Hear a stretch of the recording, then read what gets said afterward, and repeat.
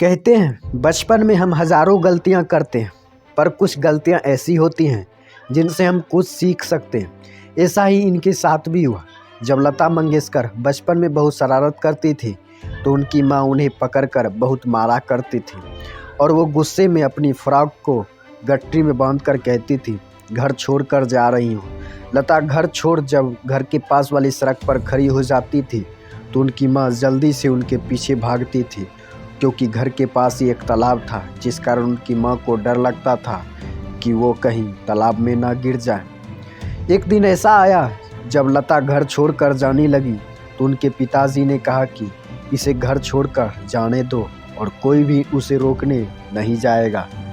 तब लता को लगा शायद उनके पिताजी मजाक कर रहे हैं, पर जब उन्होंने बार बार पीछे मुड़कर देखा तो उन्हें कोई रोकने नहीं आया था। लता मंगेशकर के पिताजी ने यह बात उन्हें बचपन में ही समझा दी थी कि क्या सही है क्या गलत है, इसका फैसला तुम्हें खुद करना है, क्योंकि जब ज़िंदगी के मोड़ पर आप तन्हा चल रहे होते हैं तो कोई भी आपका साथ देने नहीं आता है। उस समय आपको खुद ही फैसला लेना होता है कि कहीं आप गलत रास्ते पर तो नहीं चल रहे हैं। आज लता कहती है कि सोचकर हंसी आ जाती है उस दिन को जिस दिन मैं घर से भाग गई थी। आज तक आपने लता मंगेशकर के फिल्मी करियर और गाने की कला के बारे में बहुत सुना होगा या फिर पढ़ा होगा, पर बहुत कम लोग ही उनके निजी ज़िंदगी से जुड़े कुछ खास बात को जानते हैं। लता मंगेशकर के बारे में यह भी कहा जाता है कि वो हमेशा से अपने छोटे भाई बहनों पर बड़ी दीदी होने का हक जताती थी, लेकिन उनका ऐसा मानना नहीं है।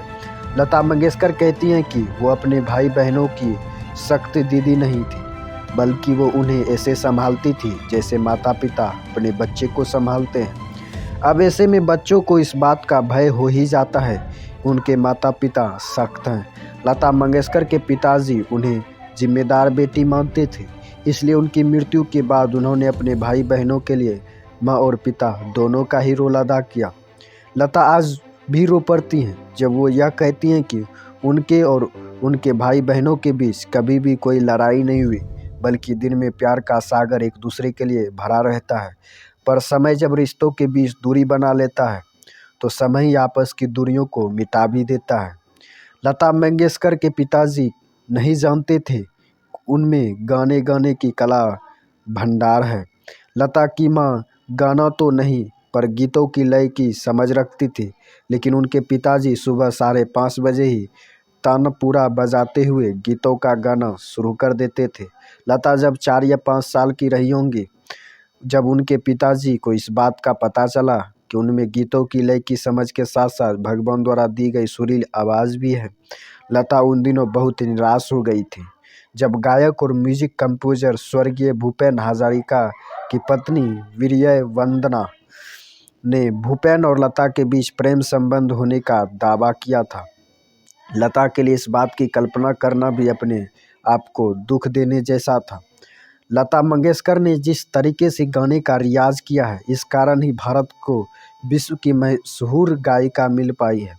लता को आज भी वो दिन याद आ जाता है जब वो फिल्मों में गाने गाने से पहले मराठी कंपनी प्रफुल्ल पिक्चर में काम किया करती थी। मात्र 14 वर्ष की उम्र में लता फिल्मों में हीरो या हीरोइन की बहन का रोल अदा किया करती थी, पर वो कभी भी अपने काम से निराश नहीं हुई और ज़िंदगी के हर कदम पर साहस के साथ आगे बढ़ती रही। अब एक दिन ऐसा भी आया जब लता मंगेशकर गर्व के साथ कहती हैं कि भारतीय सिनेमा के 100 सालों में 70 साल उनके हैं।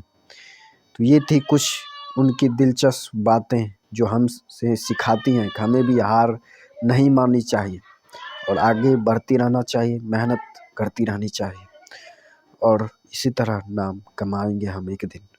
अगर कोशिश करेंगे तो बहुत कुछ पा सकते हैं।